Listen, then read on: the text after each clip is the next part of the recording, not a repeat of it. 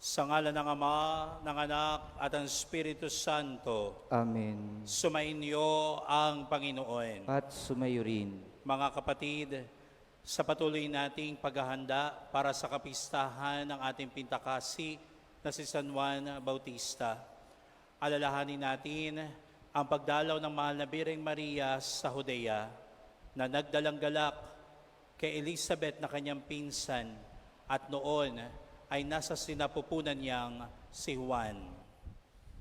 Gayon din, ginugunita natin sa araw na ito si San Luis Gonzaga.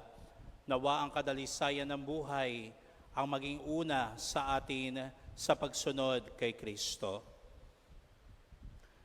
Aminin natin ang ating mga pagkukulang sa Diyos at sa isa't isa. Humingi tayo ng awa at patawad. Tayong lahat, inaamin ko Sa makapangyarihang Diyos at sa inyo mga kapatid, na lubha akong nagkasala sa isip, sa salita at sa gawa, at sa aking pagkukulang. Kaya isinasamo ko sa mahal na Birheng Maria, sa lahat ng mga anghel at mga banal, at sa inyo mga kapatid, na ako'y panalangin sa Panginoong ating Diyos. Kawan tayo ng makapangyarihang Diyos, patawarin sa ating mga kasalanan, patnubayan tayo hanggang sa buhay na walang hanggan. Amen.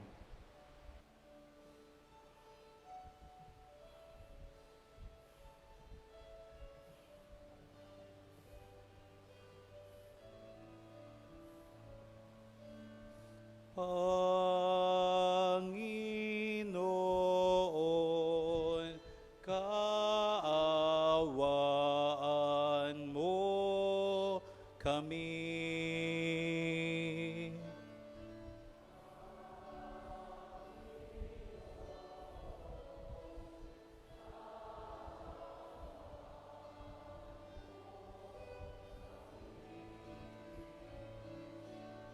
Kristo, kaawaan mo kami.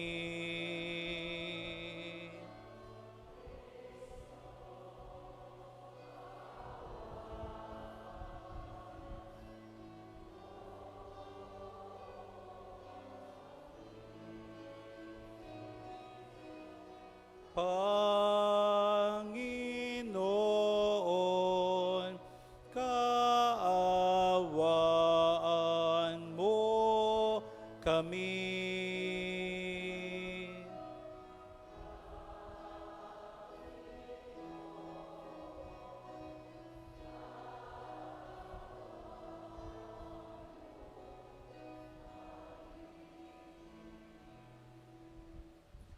Manalangin tayo. Ama naming makapangyarihan, ikaw ang may gawa sa mga kaloob mong ibinibigay.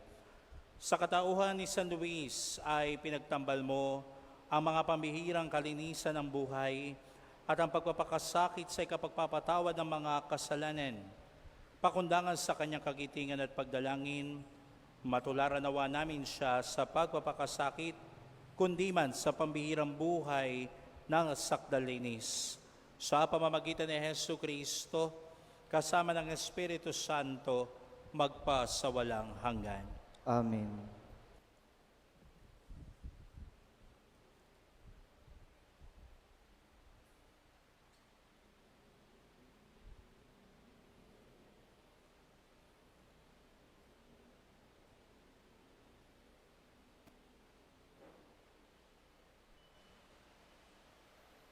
Ang salita ng Diyos mula sa ikalawang sulat ni Apostol San Pablo sa mga taga-Korinto.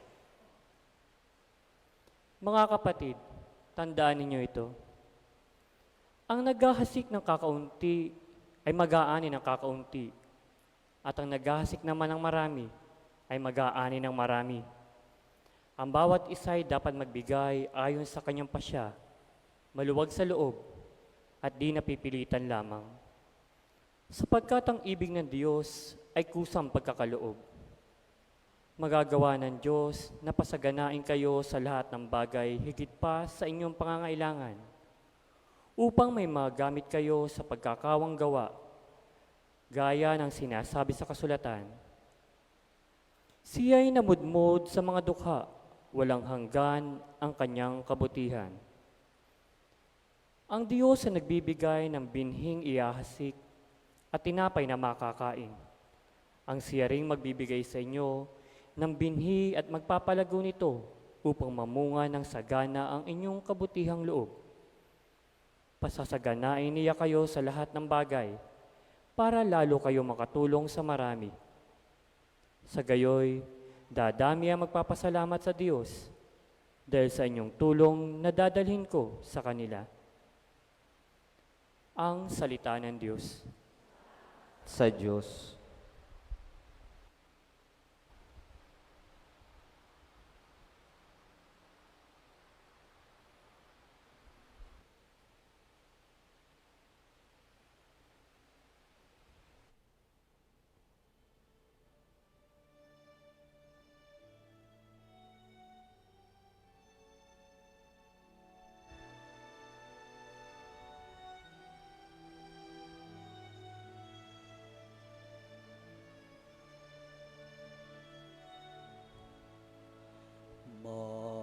Mapalad siya na may takot sa Diyos na magandang loob.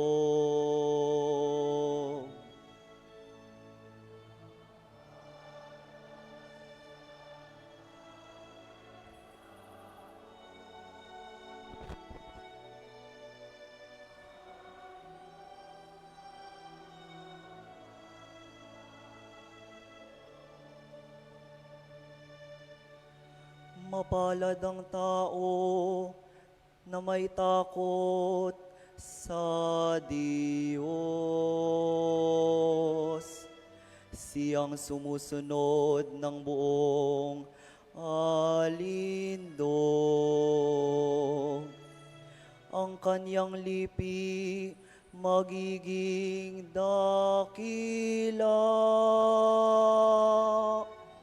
Pati mga angkan ay pinagpapala.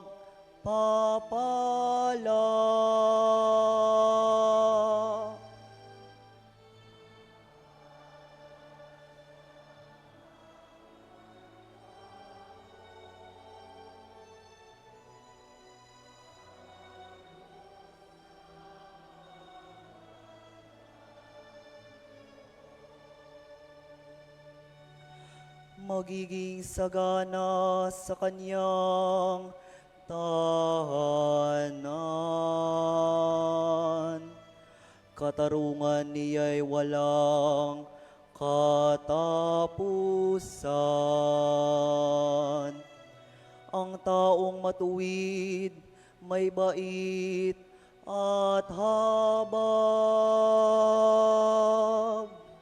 Kahit sa madilim taglay ay liwanag.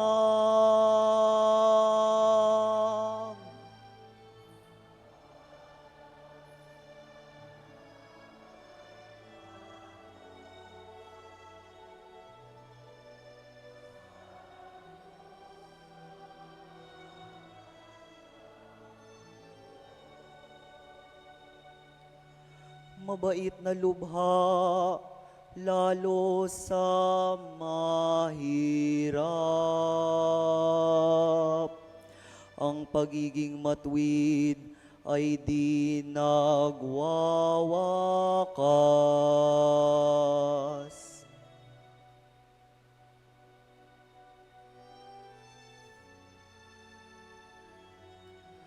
Buong karangalan siyang itataas.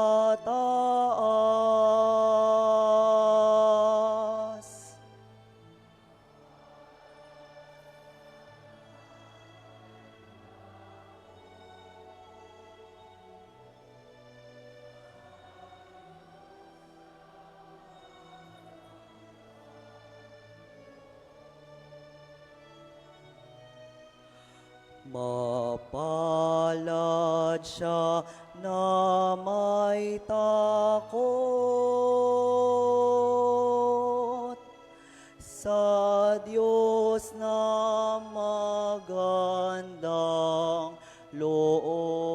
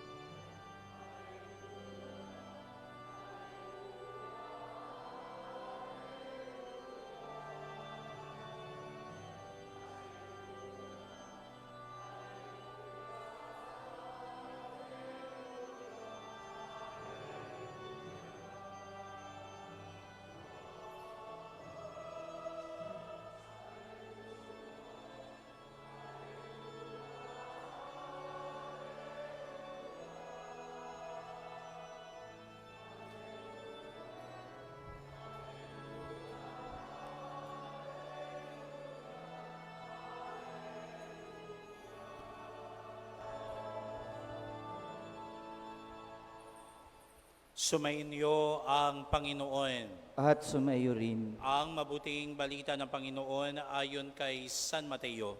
Papuri sa iyo, Panginoon.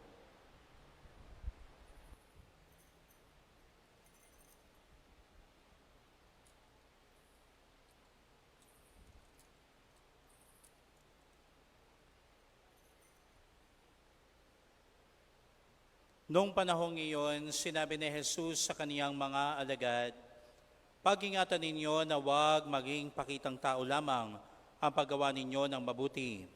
Kapag ganyan ang ginawa ninyo, wala kayong matatamong gantimpala buhat sa inyong amang nasa langit. Kaya nga, kapag naglilimos ka, huwag mo nang ipagmakaingay ito tulad ang ginagawa ng mga mapagpaimbabaw doon sa sinagoga at sa mga lansangan. Ginagawa nila ito upang purihin sila ng mga tao. Sinasabi ko sa inyo, tinanggap na nila ang kanilang gantimpala. Ngunit kung maglilimos ka, huwag mo nang ipaalam ito kahit sa iyong pinakamatalik na kaibigan upang malihim ang iyong paglilimos at gagantihan ka ng iyong amang nakakakita ng kabutihang ginagawa mo ng lihim. At kapag nananalangin kayo, huwag kayong tumulad sa mga mapagpaimbabaw.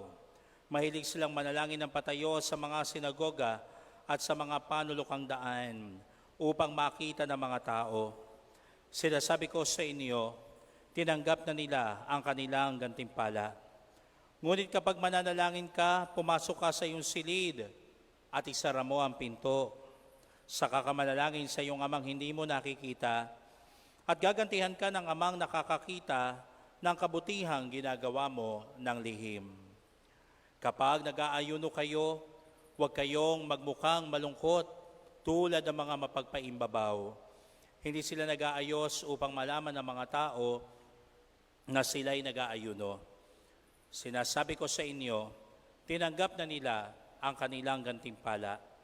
Kapag ikaw ay nag-aayuno, mag-ayos ka ng buhok at maghilamos, upang huwag mapansin ng mga tao na nag-aayuno ka. Ang iyong amang hindi mo nakikita, ang siya lamang nakakaalam nito. Siya na nakakakita ng kabutihang ginagawa mo ng lihim, ang gaganti sa iyo." Ang mabuting balita ng Panginoon. Pinupuri ka namin, Panginoong Jesucristo.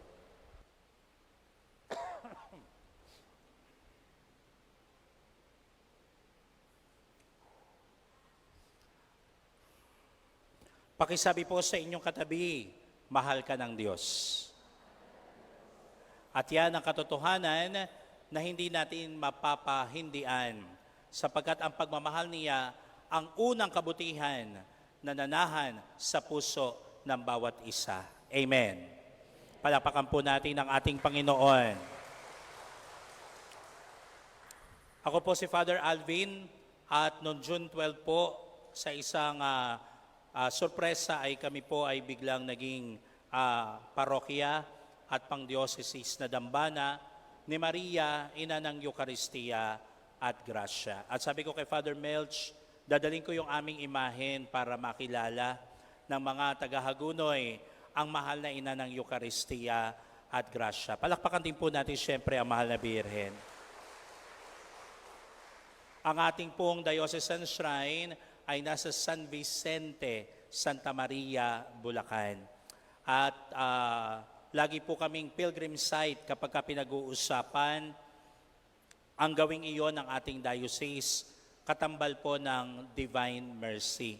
Kaya po kapag mahal na araw, ang mapupunta ng Divine, dadaan po ng Mother of the Eucharist and Grace and vice versa. Ayon. At lagi rin po kami may healing service every Saturday, alas 9 ng umaga. Kapag first Saturday po, nadadagdag mula sa alas 9 ay yung alas 12 ng tanghali. Na siya pong tradisyon at kaugalian ng mga nagdedebosyon kay Mama Mary, sapagkat ito po ay laganap lalo na sa Amerika, sa Estados Unidos. Kaya po yung 12 noon natin ay 12 midnight sa kanila at nagsasama-sama rin po sila tuwing first Saturday.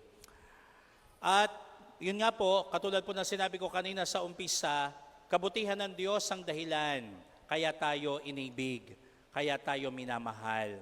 At yung kabutihan ng Diyos na yon, gusto niya, ang bawat anak niya ay magkaroon ng gayong kabutihan. Kaya po yung narinig natin sa mabuting balita ay pamamaraan. Paano magiging mabuti? Kung paano magiging ganap at banal. Ayun. Kasi po kahapon, kung matatandaan ninyo yung mabuting balita, ay yung pananalangin para sa kaaway. Ibigin ang kaaway at ipagdasal yung umuusig. Nakakabanal po iyon. Kaya po, ilista nyo pong lahat, yung mga kaaway ninyo at ipagdadasal nyo po sila. Ano po ipagdadasal nyo sa kanila? Madapa, mauna muka, mabasag ang nguso, aba. Pagka po ganun ang dasal, hindi mabuti yon. Hindi yon mula sa Diyos. Amen po ba? Kaya po, kung tayo po ay mula sa mabuting Diyos, ang dasal natin para sa kaaway ay hindi ang kanyang kapahamakan. Paano nga ba ipagdasal yung kaaway? Yung kaaway, pag pinagdadasal, sabi po sa akin ng kaibigang pari, ang panalangin mo dyan, Father, ay in-neutralize. Neutralize. Kasi hindi mo pinapanalangin mapahamak, hindi mo rin naman pinapanalangin swertihin. Kasi baka hindi kayanin ang damdamin mo yon, Kaya ang panalangin mo, in-neutralize. Ilagay sa tamang lugar at kalalagayan para magliwanag ang kanyang isip. Amen. Ayun ang mga panalangin na makakapag-neutralize. Kaya, yung kaaway ninyo, edista po ninyo, sabihin nyo sa Panginoon, Panginoon, pinagdadasal ko po siya na sana po siya ay malugar sa tama niyang kalalagyan, magliwanag ang isip at maunawaan ang kabutihan ng Diyos. Nakakabanal po iyon. Ayan. Ngayon naman, sabi po sa ating mabuting balita, nakakabanal kapag tayo po sa ating ginagawang pananalangin, pag-aayuno, at pagkakawanggawa, ito ay ating ilihim. Ilihim daw kahit sa pinakamatalik na kaibigan. Sapagkat kapag ka nga naman ang iyong ginagawa na ipamalita mo, for sure, merong sa iyo ay babati. Congratulations! Napakabuti mo, napakaganda ng iyong puso. At dahil doon, sabi nga sa mabuting balita, tinanggap na nila ang kanilang gantimpala. Pero kapag ka inilihim mo, ang Diyos na hindi mo nakikita, ang siyang gaganti sa iyo. At anong pagganti iyon? Ang pagganti ng Diyos sa nagawa mong mga kabutihan ng lihim ay buhay na ganap buhay na banal at kasiyasiya sa kanyang kaharian sa langit. Ayon. Kaya po, hindi po lagi kailangan i-broadcast. Hindi po lagi kailangan i-acknowledge. Hindi po ganon. Mas madalas, nakakabuti sa atin kapag ang ginagawa natin ay lihim. Halimbawa po, sa pagpunta po namin dito, mula po sa shrine, mamaya po darating si Brother Carmelo, dala po namin sa inyo ang biyaya at pagpapala mula sa panalangin ng mahal na Birheng Maria. Parang noon na si Maria mula Nazareth ay nagpunta ng Judea. Diba? Bakit po ba siya pupunta ng Judea? Kasi nabalitaan niya ang kanyang pinsan ay nagdadalang tao, si Elizabeth. At sa kanyang pagdalaw na yon, ang dala niya, bukod sa tulong, ay ang kagalakan ng langit, sapagkat dala na niya noon sa kanyang sinapupunan ang ating Panginoong Jesus. Kaya nga ang sabi, pagdating ng mahal na Birhen, si Elizabeth, narinig pa lang yung kanyang tinig, ay naggagalaw sa tuwa ang sanggol sa kaniyang tiyan. At sino nga yung sanggol na yun na nasa tiyan ni Elizabeth? Ang ating patrong, si San Juan Bautista. Kaya po, nung ako po'y anyayahan ni Father Melch, sabi ko po, gano'n na lang ang mangyayari para meron akong ibabahagi sa kanila. Ang gagalakan at debosyon sa mahal na Birhen at sa mahal na ina ng Eucharistia at Grasya na nagdadalang galak, katulad ng nangyari kay Elizabeth at kay San Juan, ay magdadalang galak din dito sa ating parokya. Sapagkat ang debosyon po sa mahal na ina ng Eucharistia at Grasya, lagi ko pong itinuturo sa mga parokyano namin na ito po, kaya po ang kanyang imahen ay nakalahad ang dalawang kamay. Kasi po yung kanyang imahen doon po sa simbahan ay nakataas. At doon po sa itaas, nakalahad yung kanyang kamay, nakaturo sa lamesa ng altar o ng banal na Eucharistia, na laging sinasabing, heto ang Eucharistia. Ang tunay na kagalingan, ang tunay na grasya, nagmumula kay Jesus, dala ng mahal na Birhen. Kaya po, kung paanong noon sa Judea ay talagang kasiyahan ang dala niya sa mag-ina, ngayon din sa araw na ito, sa pagdalaw po ng ina ng Eucharistia at Grasya sa ating lahat, pag-asa at kaligayahan ang sa atin. Amen. Amen. Ayon. Kaya po, sabihin mo sa katabi mo, liligaya ka. Ayan, sapagkat yung palampong tumanggap tayo ng katawan ni Kristo sa banal na Eucharistia, siguradong kagalingan na ang bigay sa atin. Amen. Palakpakan po natin ang ating Panginoon. Sabi mo po sa katabi mo ngayon, punong-puno ka ng biyaya. Amen. Sapagkat sa pagdalaw ng mahal na Birhen, ang kagandahang loob ng Diyos na ibahagi niya. Kaya po nang isilang din si Jesus at syempre pa, nauna ang kanyang pisan na si San Juan Bautista, ang dala nito'y abot-abot na pagpapala at biyaya sa atin. Kaya po tayo rin, nang pagkalooban tayo ng buhay ng Panginoon, kakambal natin ang biyaya. Wala pong taong malas. Amen. Opo, lahat tayo biyaya at pagpapala na nagmumula sa kagandahang loob ng Diyos. At syempre pa, mga minamahal na kapatid, sa huli, ang ginagawa natin ng lihim, ang siyang magiging daan patungong langit. Kaya po, kung gusto natin na talagang makarating sa kaharian ng Diyos, ang katotohanan na gagawin natin ng lihim, ang mga kabutihan na ginagawa natin dito sa lupa, ay ang kahulugan nito na unti-unti tayong namamatay para sa ating sarili. Sapagkat sa lahat ng mabuti mong gagawin, hindi ka kikilalanin, hindi ka papalakpakan, hindi ka hahangaan, sapagkat gagawin mo ito ng lihim. Pero di bali na, wala man ang pagkilala, palakpak at paghanga ng sanlibutang ito, ang sasayo naman ay ang buhay sa langit, sa piling ng Ama. Amen. Ngayon naman po, bubulong nyo lang sa katabi ninyo, ha? Bubulungan nyo lang po. Sasabihin nyo po dyan sa katabi nyo, mamamatay ka din. Oh, ano na? Bakit hindi natin masabi? Aba, hindi naman ngayon.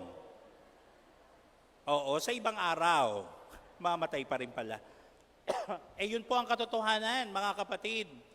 Kailangan nating mamatay sa sarili, yun ang una, para po malihim ang ating sarili at ang lumutang sa ginagawa natin ay ang mukha ng Diyos.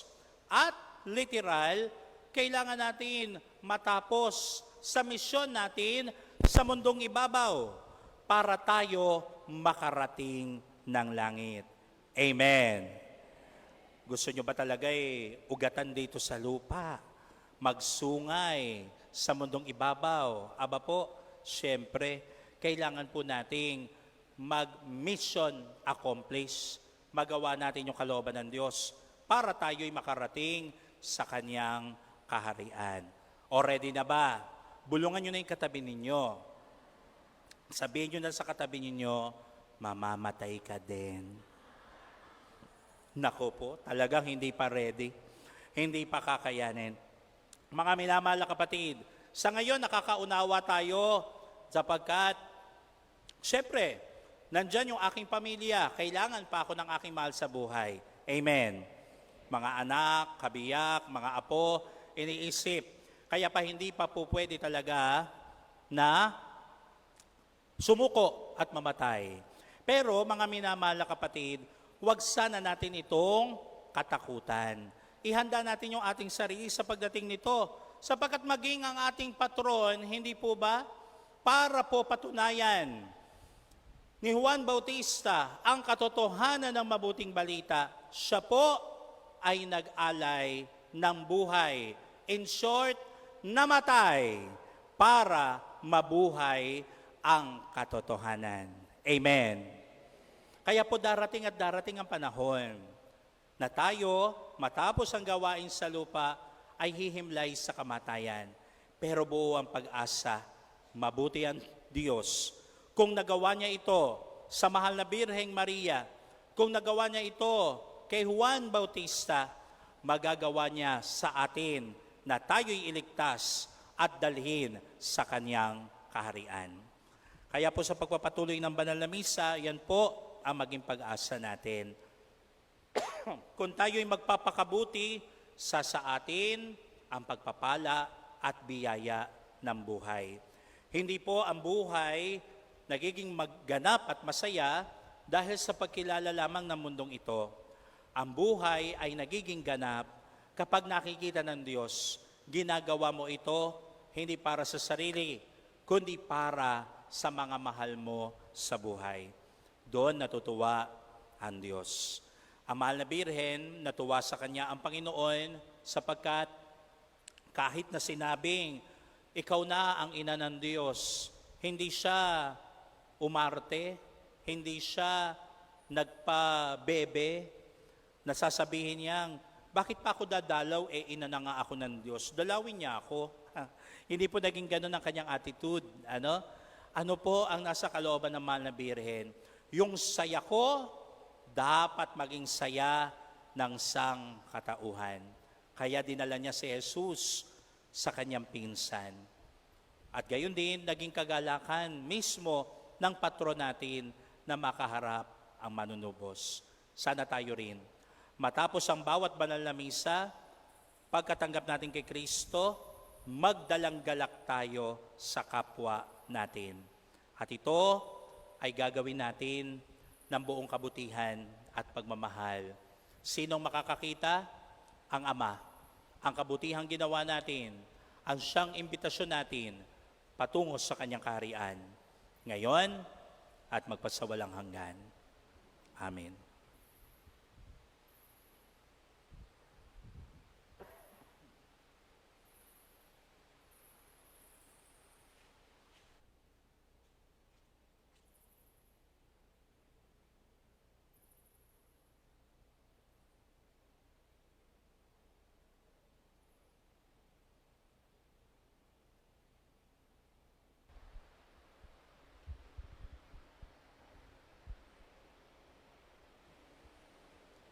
Manalangin tayo sa Diyos ng katotohanan at pag-ibig para sa mga biyaya ng katotohanan at katapatan sa simbahan at sandaigdigan. Ang ating itutugon, Panginoon, dinggin mo ang aming panalangin. Panginoon, dinggin mo ang aming panalangin.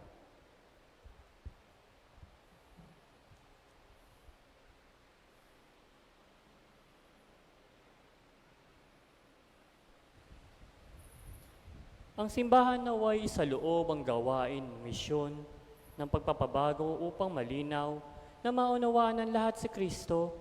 Manalangin tayo sa Panginoon. Panginoon, dinggin mo ang aming panalangin.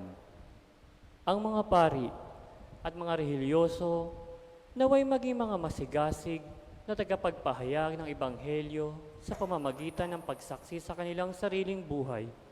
Manalangin tayo sa Panginoon. Panginoon, dinggin mo ang aming panalangin. Ang mga lingkod, pangmamayan at komunidad naway maging tapat at hindi makasarili sa kanilang gawain ng paghahati ng katarungan, karangalan at pagkakaisa sa mga taong kanilang pinaglilingkuran. Manalangin tayo sa Panginoon. Panginoon, dinggin mo ang aming panalangin.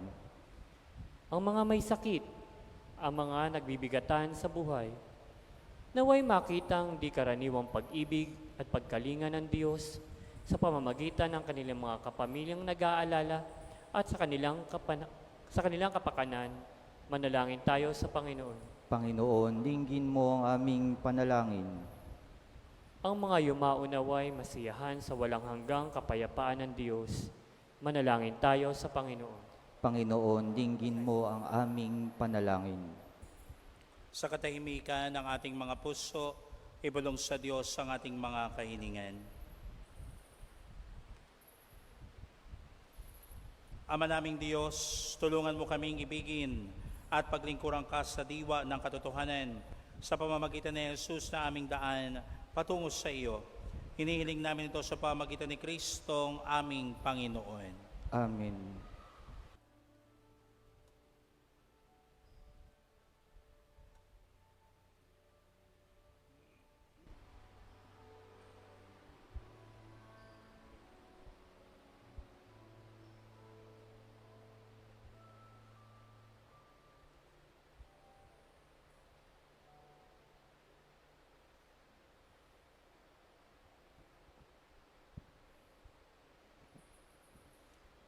Manalangin kayo mga kapatid upang itong ating handog ay maging kalugod-lugod sa Diyos amang makapangyarihan. Tanggapin nawa ng Panginoon itong paghahain sa iyong mga kamay sa kapurihan niya at karangalan sa ating kapakinabangan at sa buong sambayanan niyang banal. Ama naming lumikha, gawin mong kami makadulog katulad ni San Luis na nararamtang lagi ng kadalisayan para sa piging mong banal, upang sa aming pakikinabang kami lalong managana sa kayamanan ng iyong pagmamahal sa pamamagitan ni Hesu Kristo, kasama ng Espiritu Santo, magpa sa walang hanggan. Amen. Sumainyo ang Panginoon. At sumayo rin. Itaas sa Diyos ang inyong puso at diwa. Itinaas na namin sa Panginoon. Pasalamatan natin ang Panginoong ating Diyos. Marapat na siya ay pasalamatan. Ama naming makapangyarihan, tunay nga marapat na ikaw ay aming pasalamatan. Ang iyong mga supling na nagtaksil ay nagbabalik ngayon sa iyong paggiliw. Bunga na malasakit ang anak mong masunurin at ang Espiritong bigay upang lahat ay kupkupin.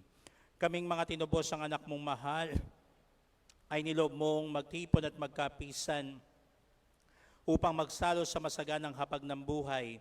Kaysa ng anak mo at ng Espiritu Santo, ang iyong sambayan ay nagpupuri sa iyo Nagkakapisan ngayon ang bumubuo sa katawan ni Kristo.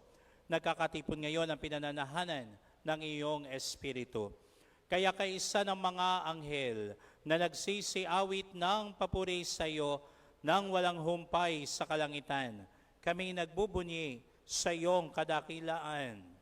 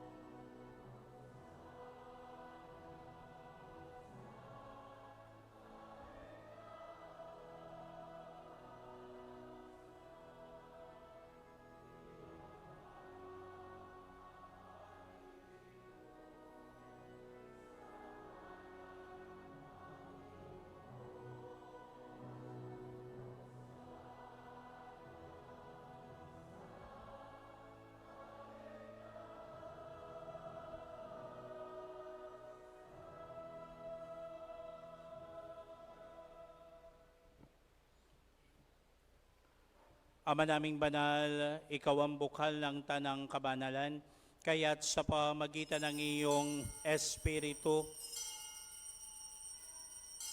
gawin mong banal ang mga kaloob na ito upang para sa amin maging katawan at dugo ng aming Panginoong Heso Kristo.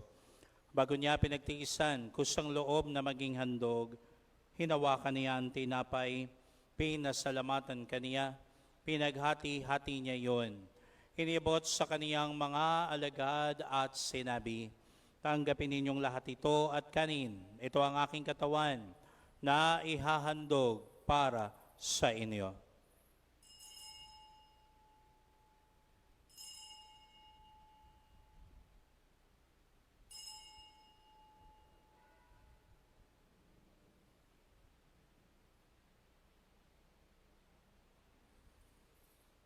Gayon din naman nung matapos ang hapunan, hinawakan niya ang kalis. Muli kaniyang pinasalamatan. Iniabot niya ang kalis sa kaniyang mga alagad at sinabi, tanggapin ninyong lahat ito at inumin. Ito ang kalis ng aking dugo, ng bago at walang hanggang tipan. Ang aking dugo na ibubuhos para sa inyo at para sa lahat sa ikapagpapatawad ng mga kasalanan. Gawin ninyo ito sa pag-alaala sa akin.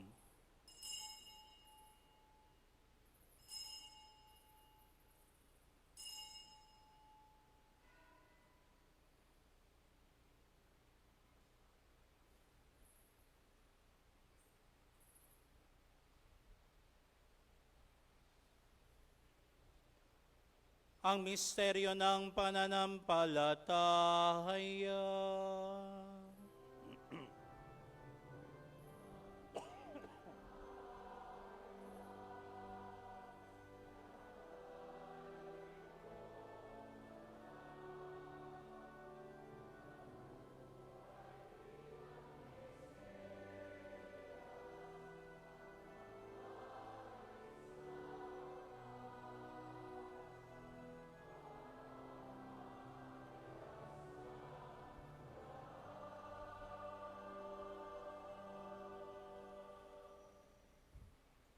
Ama, ginagawa namin ngayon ang pag-aalaala sa pagkamatay at muling pagkabuhay ng iyong anak.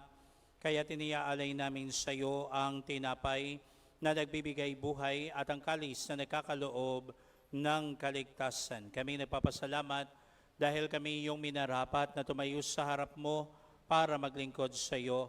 Isinasamo namin na kaming magsasalo-salo sa katawan at dugo ni Kristo'y mabuklod sa pagkakaisa sa pamagitan ng Espiritu Santo.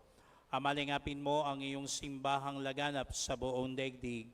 Puspusin mo kami sa pag-ibig ni Dennis na aming obispo at ng Tanang Kaparian.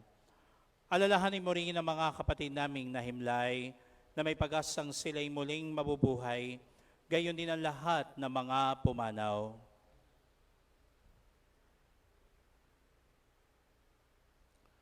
Kawaan mo sila at patuloyin sa iyong kaliwanagan. Kawaan mo at pagindapatin kaming lahat na makasalo sa iyong buhay na walang wakas, kaysa ng mahal na Birheng Maria na ina ng Diyos. Ni San Jose na kaniyang kabiyak ng puso, kaysa ng mga apostol, ng lahat ng mga banal na namuhay dito sa daigdig ng kalugod-lugod sa iyo, maipagdiwang nawa namin ang papupuri sa ikararangal mo sa pamagitan ng iyong anak na aming Panginoong Heso Kristo. Sa pamagitan ni Kristo, kasama niya at sa Kaniya, ang lahat ng parangal at papuri ay sa iyo, o Diyos Amang makapangyarihan, kasama ng Espiritu Santo, magpasawalang hanggan.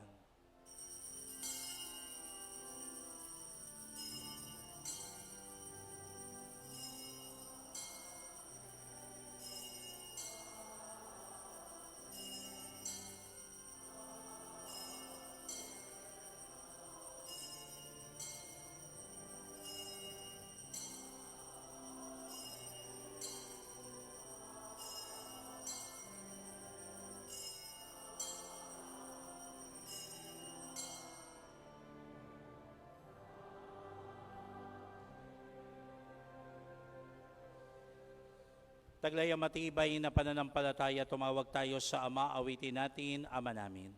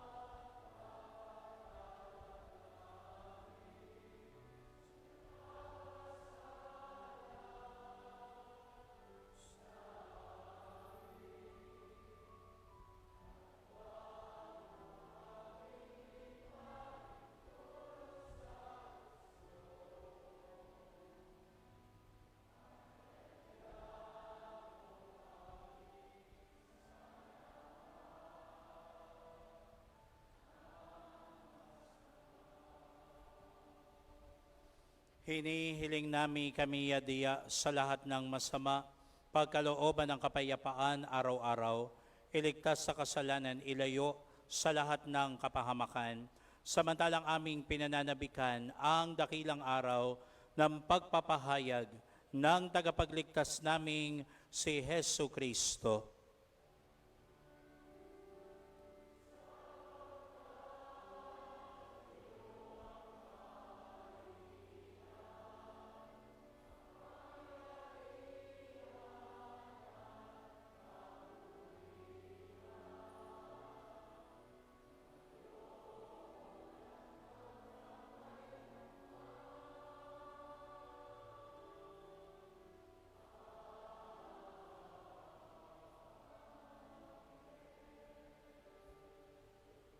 Panginoong Jesucristo, sinabi mo, kapayapaan ang iniiwan ko sa inyo, ang aking kapayapaan ang ibinibigay ko sa inyo. Tungayan mo ang aming pananampalataya at huwag ang aming mga pagkakasala. Pagkalooban mo kami ng kapayapaan ng pagkakaisa ayon sa iyong kalooban. kasama ng Espiritu Santo, magpa sa walang hanggan. Amen. Ang kapayapaan ng Panginoon naway laging sumainyo. At sumayo rin. Mabigayan kayo ng kapayapaan sa bawat isa. Peace be with you.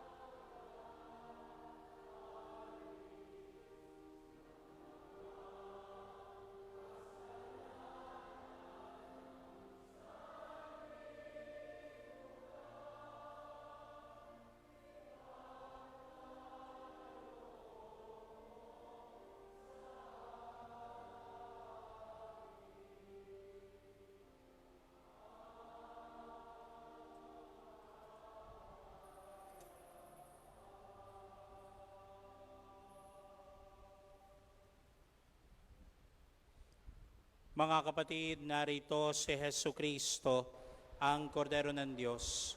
Siyang nag-aalis sa mga kasalanan ng sanlibutan. Mapalad tayong tatanggap sa Kaniya sa banal na piging. Panginoon, hindi ko karapat-dapat na magpatuloy sa iyo, ngunit sa isang salita mo lamang ay gagaling na ako.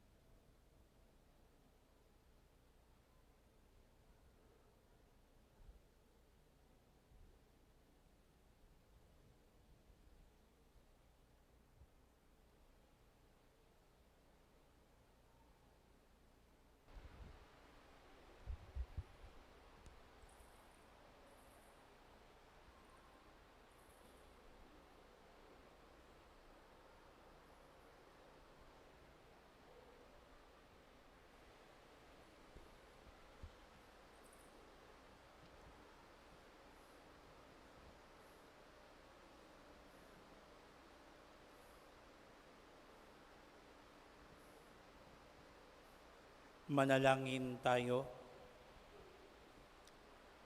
Ama namin mapagmahal, kami iyong pinapagsalo sa pagkain ng mga anghel, ay gawin mong makapamuhay sa pagkauliran ni San Luis, sa pagtanaw lagi ng utang na loob sa iyong kadakilaan, sa pamamagitan ni Hesu Kristo, kasama ng Espiritu Santo, magpasawalang hanggan. Amen.